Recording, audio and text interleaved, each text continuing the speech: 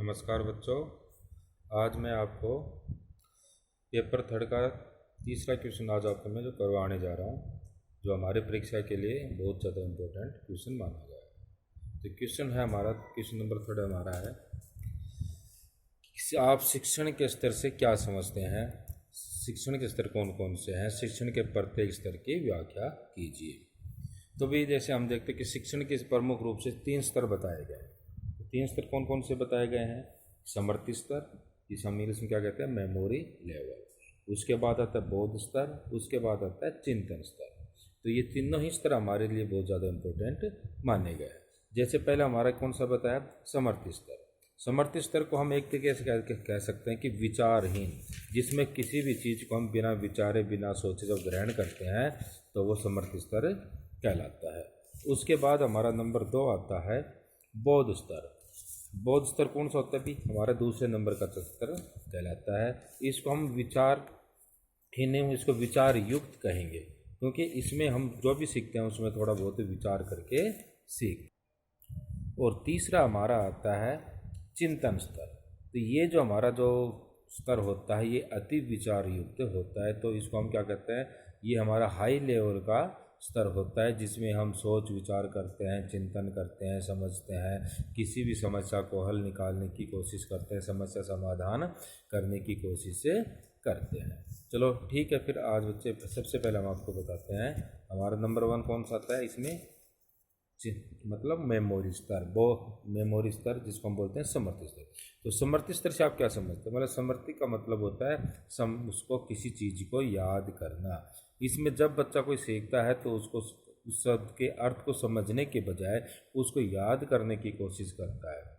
याद करने की कोशिश का मतलब वो उसको अर्थ को ग्रहण नहीं करता, बल्कि उसको रटने की कोशिश करता है। चाहे उसका उस अर्थ उसको समझ में आए या न आए, परंतु उसको शब्दों के भंडारण की क्षमता का विकास उसमें होना जरूरी है।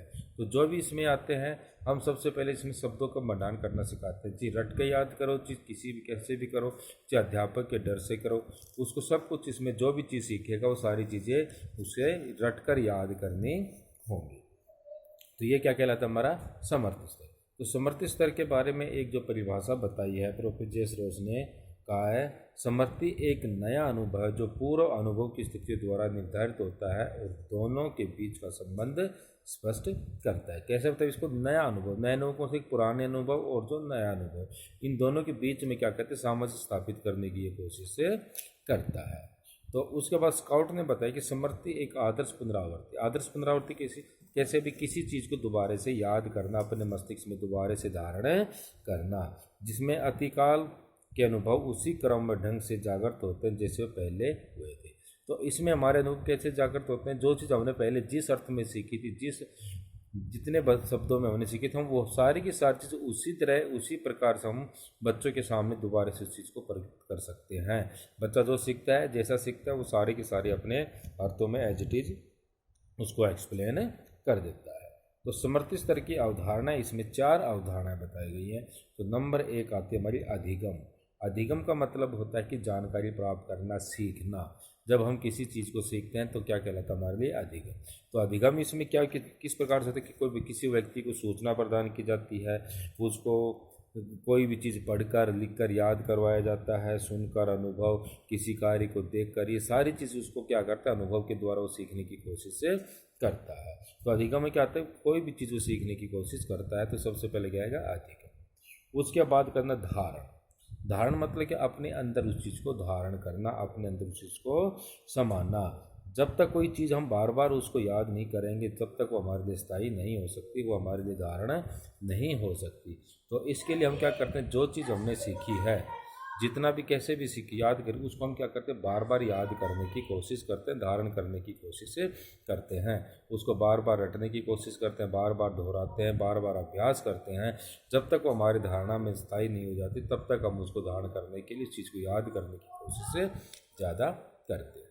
उसके बाद इसमें नंबर 3 हमारा आता है प्रत्यापन। प्रत्यापन में रिकॉल, चेतन मन में उसको स्थापित करना। चेतन में स्थापित कैसे करेंगे, जो अनुभव हमारे जो पुराने अनुभव हैं उन अनुभवों के माध्यम से उस चीज़ को याद करने की कोशिश करते हैं, अपने मन में धारण करने की कोशिश करते हैं, अपने मन में उन सारी चीज़ों को स्मरण करने की कोशिश करते हैं।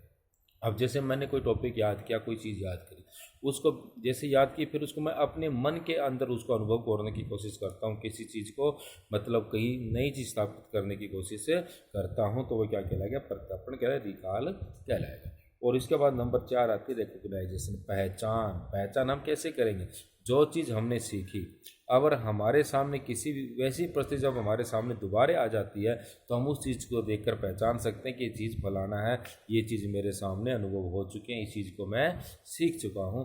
तो उस जैसी परिस्थिति को देखकर हम जब किसी चीज़ को पहचान लेते हैं कि ये हमारे सामने पहले घटित हो चुकी है, तो वो क्या कहलाती है, पहचान कहलाती है।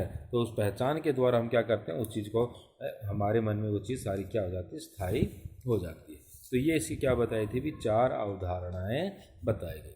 अब समर्थित स्तर शिक्षण का प्रतिमान क्या है, इसके बारे में आपको मैं बताता हूँ।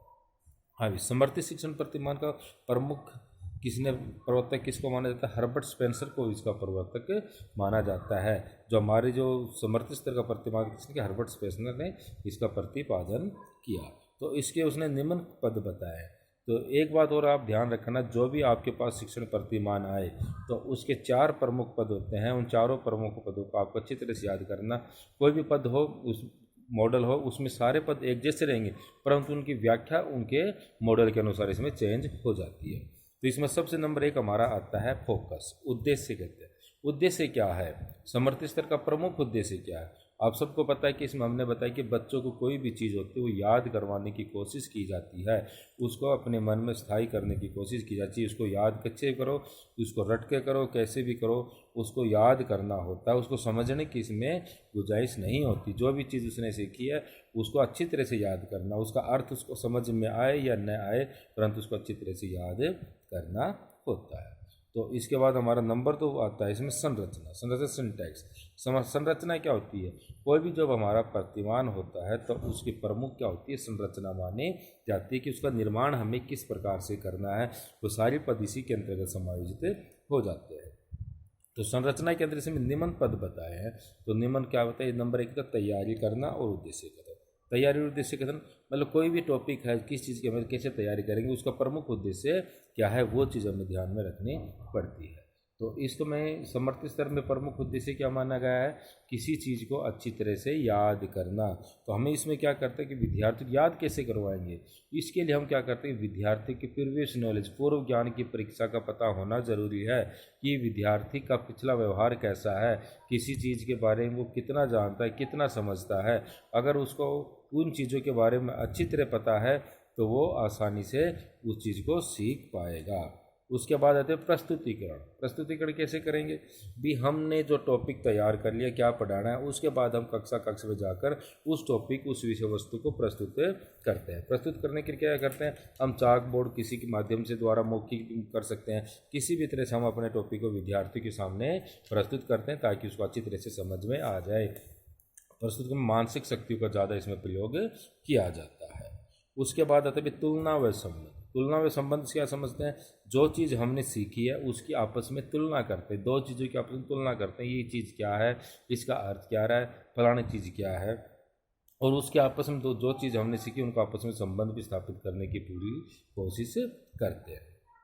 उसके बाद इसमें आता है भी सामान्यीकरण। सामान्यीकरण क्या है, दूसरी परिस्थिति में उस चीज़ को जैसे हमने जो सीखी है अन्य परिस्थिति में उसको हम कैसे प्रयोग कर सकते हैं, दैन्य टॉपिक के साथ उसको कैसे समायोजित कर सकते हैं, वो क्या कहलाता है, सामान्यीकरण। जो चीज़ हमने सीखी है अलग परिस्थिति में जाकर उसको जब हम देखते हैं कि ये वहाँ पर लागू हो सकती है तो वो क्या कहलाएगी, सामान्यीकरण कहलाती है। सोचने, विचार करने, सब इसके अंतर्गत आते हैं। इसके बाद इसमें नंबर 5 हमारा आता है प्रयोग। प्रयोग का मतलब कि जो ज्ञान हमने सीखा है उस ज्ञान का प्रयोग हम बाहरी क्षेत्र में जाकर, अन्य स्थान पर जाकर जो प्रयोग करते हैं तो वो प्रयोग कहलाता है। प्रयोग कैसे, जो ज्ञान मैंने सीखा कहीं दूसरे व्यक्ति के पास जाऊंगा, उस चीज़ को मैं अगर उसको समझाता हूँ, सिखाता हूँ, तो वो क्या हमारे लिए क्या कहलाएगा, प्रयोग कहलाती है। तो प्रयोग के लिए हम क्या करते हैं, जैसे बच्चों का प्रयोग करते हैं, पुनरावृत्ति के द्वारा हम कर सकते हैं, बच्चों से प्रश्न पूछ सकते हैं, जो आज हमने चीज़ सिखाई बच्चों को अगर अच्छी तरह समझ में आई तो उनका आंसर दे पाएगा, अगर नहीं समझ में आई तो उनका आंसर ठीक प्रकार से वो नहीं दे पाएगा।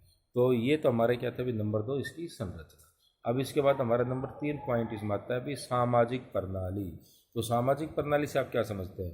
तो भी मैंने आपको क्या बताया कि जो भी मॉडल हमारे हैं उसमें सभी में 4 मेन पॉइंट है पद के: उद्देश्य, संरचना, सामाजिक प्रणाली और मूल्यांकन प्रणाली। तो उद्देश्य में तो उस टॉपिक का उद्देश्य आ जाता है, संरचना उसकी प्रमुख होती है, और सामाजिक प्रणाली में हम क्या देखते हैं, अध्यापक और विद्यार्थी के संबंध के बारे में इसमें चर्चा की जाती है, उनके योगदान के बारे में चर्चा की जाती है। तो मैंने क्या होता है, समवर्ती स्तर में क्या एक तानाशाही प्रवृत्ति माना गई है। इसमें प्रमुख कौन होता है? अध्यापक होता है।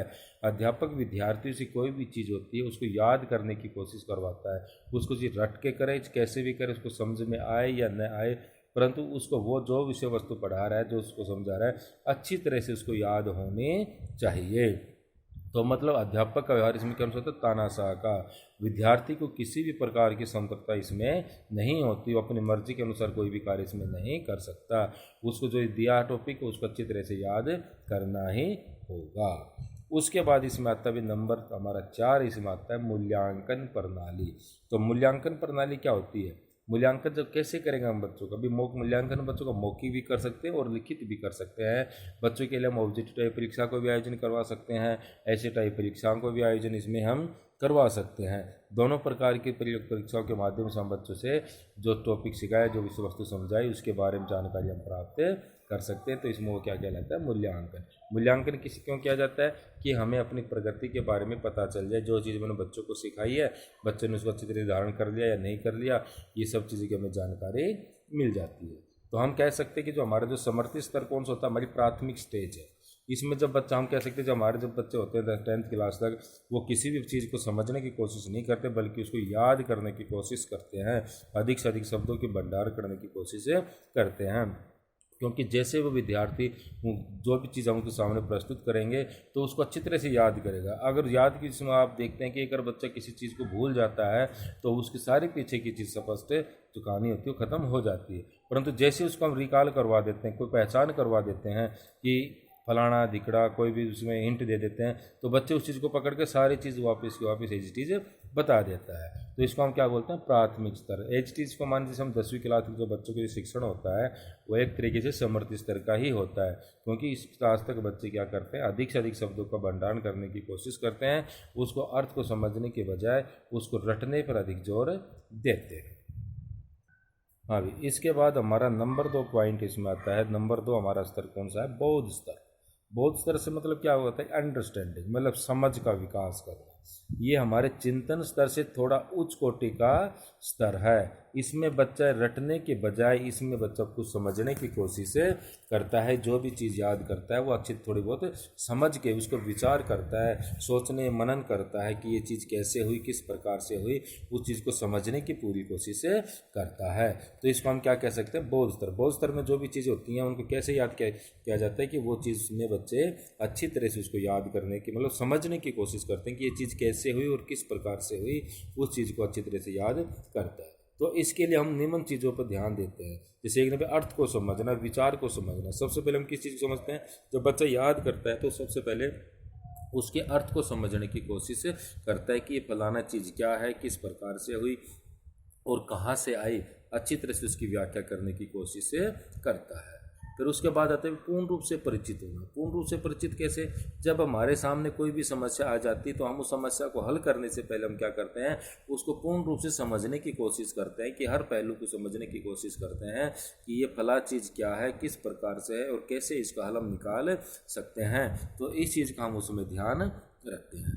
तीसरा तभी किसी भाषा के रूप में शब्दों को प्रयुक्त व आकार, अर्थ व जानकारी प्रदान करना।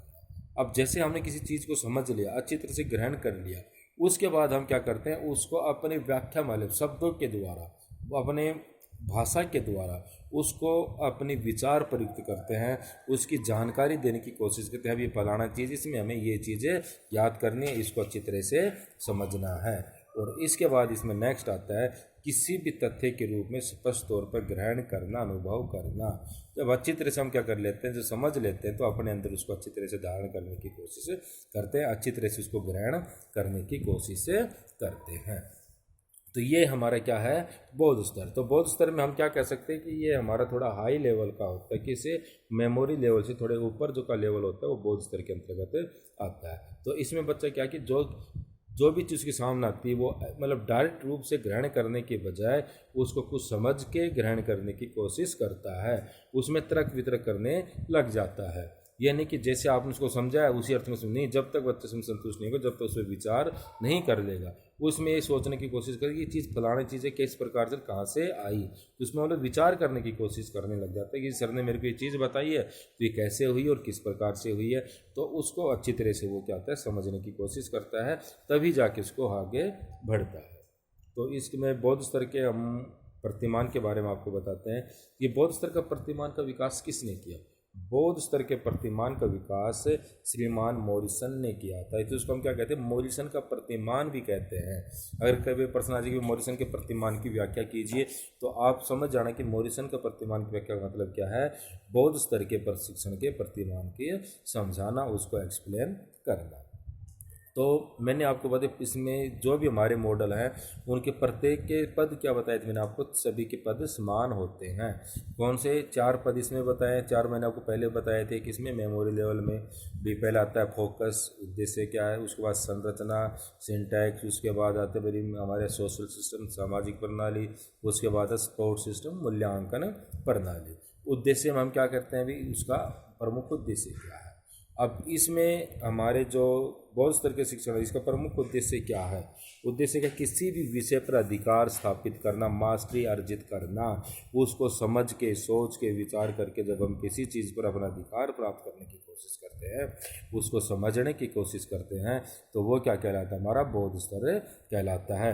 मतलब उस जो भी चीज़ हम सीख रहे हैं उसको अच्छी तरह से समझकर ग्रहण जब हम करते हैं तो वो हमारा बौद्ध स्तर का शिक्षण कहलाता है। मतलब अच्छी तरह से उसको समझना, अच्छी तरह से उसको अर्थ ग्रहण करना बौद्ध स्तर कहलाता है। तो इसका प्रमुख उद्देश्य क्या बताया कि विद्यार्थियों के अंतर किसी भी जो विषय है उसका अर्थ को अच्छी प्रकार से स्पष्ट करवाना बौद्ध स्तर कहलाता है।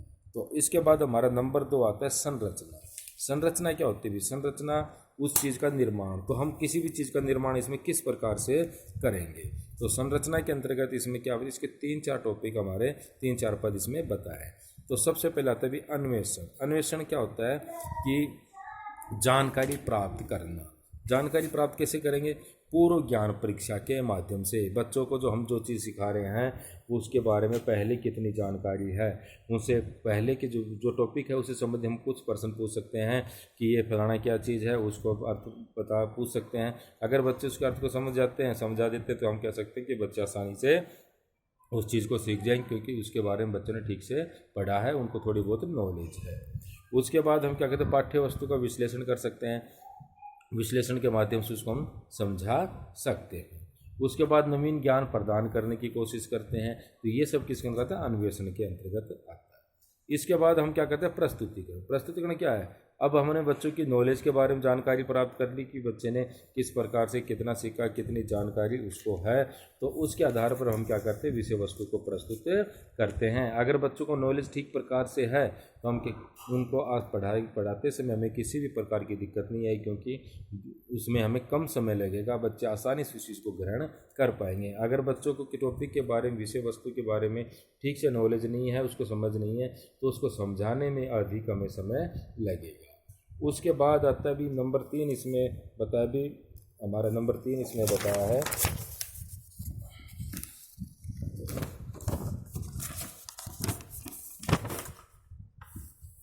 आत्मीकरण करना। आत्मीकरण करना मतलब क्या होता है? अपने अंदर उस चीज़ को हाँ भी आत्मीकरण करना। आत्मीकरण क्या होता है? इसमें विद्यार्थी से हम अध्यापक यह जांचने की कोशिश करता है कि जो नॉलेज, जो चीज़ उसने विद्यार्थी को बताई है उसको ठीक तरह से उसको ग्रहण कर लिया, नहीं ग्रहण किया, उसको ठीक प्रकार से समझ लिया है, नहीं समझा, जो चीज़ मैंने समझाई उस पर अपना अधिकार स्थापित कर लिया है या नहीं किया, इस चीज़ की हम जानकारी लेते हैं। तो इसके लिए हम क्या कर सकते हैं? विद्यार्थियों को किसी भी पुस्तकालय में ले जाकर उससे टॉपिक से हम जानकारी ले सकते हैं। कोई प्रयोगशाला में जाकर कोई प्रयोग करवा सकते हैं, या फिर हम बच्चों से किसी भी प्रकार के क्रियाकलाप करवा सकते हैं। उस क्रियाकलाप को करवाते हैं, अध्यापक उसमें क्या करता है? पर्यवेक्षक का रूप में कार्य करता है, उसको ऑब्जर्व करता है कि बच्चे ठीक से कार्य कर रहे हैं, नहीं कर रहे। अगर ठीक से बच्चे कार्य कर रहे हैं तो हम कह सकते हैं कि बच्चों ने उस चीज़ को आसानी से ग्रहण कर लिया, बच्चों को चीज़ समझ में आ चुकी है। उसके बाद इसमें नेक्स्ट आता है भी संगठन। संगठन मतलब ऑर्गेनाइजेशन। संगठन इसमें हम क्या करते हैं? जो पाठ्य वस्तु होती है उस चीज़ को हम इसमें क्या करते हैं, संगठित करते हैं कि जो चीज़ हमने अधिगम में जो अपना मास्टरी अर्जित की है तो उसको किस प्रकार से हमने प्रस्तुत करना है, प्रस्तुतिकरण के किस प्रकार से हमें अवसर बच्चों को प्रदान करने हैं, जो ज्ञान उसने अर्जित किया है उसको किस प्रकार से किया है, कितना उस चीज़ को उसने समझा है, तो उस प्रकार जो सारी चीज़ हम उसके एक साथ संगठित करने की कोशिश करते हैं। उसके बाद संगठित करने के बाद में हमारा नेक्स्ट में आता है हमारा भी वर्णन करना। वर्णन का मतलब क्या कि जो चीज़ अब हमने सीखी वो हम उस चीज़ को वर्णन कैसे करेंगे, अपने सहपाठियों के माध्यम से, अपने सहपाठियों के पास जाकर जो चीज़ हमने सीखी है उसका हम वर्णन मौखिक रूप से कर सकते हैं, उनको समझा सकते हैं कि फलाना चीज़ क्या होती है, ये चीज़ क्या है, इसमें किन किन पदों का समावेश होता है। हमने जो भी चीज़ सीखी उसको हम अपने साथियों के साथ, सहपाठियों के साथ, अपने घर पर किसी के साथ जाकर उसमें हम चर्चा कर सकते हैं, उसके बारे में अपना वर्णन कर सकते हैं कि जो चीज़ हमने सीखी वो ठीक प्रकार से सीखी या नहीं सीखी, उस चीज़ की जानकारी हम दूसरों के सामने प्रस्तुत कर सकते हैं, तो वो क्या कहलाती है, भी वर्णन करना कहलाती है। तो ये हमारा नंबर 2 पॉइंट कौन था, भी संरचना। अब इसके बाद इसमें नंबर 3 पॉइंट इसका कौन सा आता है, भी सामाजिक प्रणाली। तो सामाजिक प्रणाली के बारे में मैंने आपको क्या बताया था कि इसमें हम अध्यापक और विद्यार्थी के बारे में चर्चा करते हैं कि भी किसका योगदान अधिक होता है, किसका योगदान कम होता है।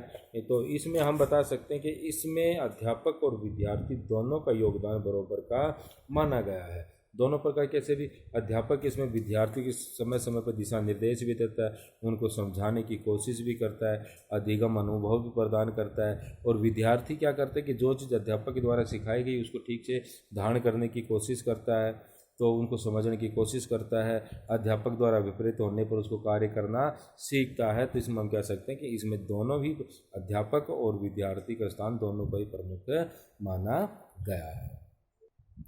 अब इसमें हमारा नेक्स्ट लास्ट पॉइंट इसमें आता है कि मूल्यांकन प्रणाली। तो मूल्यांकन प्रणाली में हम क्या जानते हैं कि विद्यार्थी ने कितना सीखा, कितना, इसके बारे में हम जानकारी प्राप्त करते हैं। तो इसमें हम मूल्यांकन करने के लिए क्या करते हैं, अभिक्रमित अनुदेशन प्रणाली का प्रयोग इसमें करते हैं। अभिक्रमित अनुदेशन प्रणाली क्या होती है, programme learning method, programme learning programme. तो इसमें जैसे हमारे जो अधिगम शैलियाँ जैसे कौन सी बताइए, प्रोग्राम लर्निंग 3 प्रकार की होती हैं। एक तो तुम्हारी लीनियर होती है, एक ब्रांचिंग होती है, एक मैथमेटिक्स होती है। इन तीनों ही विधियों का हम प्रयोग करके विद्यार्थी ने जो सीखा है उसके बारे में हम जानकारी प्राप्त कर सकते हैं। तो इसमें क्या कहते हैं, प्रोग्राम्ड लर्निंग प्रोग्राम का प्रयोग करके विद्यार्थियों के जो सीखा है उसके बारे में हम जानकारी प्राप्त करने की कोशिश करते हैं कि बच्चे ने किस प्रकार से सीखा है। तो लीनियर में हम क्या बता सकते हैं कि बच्चों को एक ही सीधे रेखा के बारे में हम बोध करवा सकते हैं। एक पहले एक विषय वगैरह सोचा, फिर उससे समझ अलग, उससे या फिर अगला, उससे अगला, उसी पर बोध स्तर। उसके बाद हमारा आता है ब्रांचिंग, शाखाओं में बांट कर। फिर हम बच्चे इसमें क्या कहते हैं, बच्चों को कोई टॉपिक बांट सकते हैं, विषय बांट सकते हैं, फिर उनको अलग अलग श्रेणी में बांट कर उनको पूछ सकते हैं। और मैथमेटिक्स में अपनी मर्जी के अनुसार किसी भी विषय पर जाकर हम उसमें जानकारी प्राप्त कर सकते हैं। तो ये इसमें क्या था, आता है मूल्यांकन करता है। तो ये क्या था भी हमारा बोध स्तर। ठीक है। अब हम नेक्स्ट इसमें हमारा टॉपिक कौन सा आता है, नंबर 3 इसमें हमारा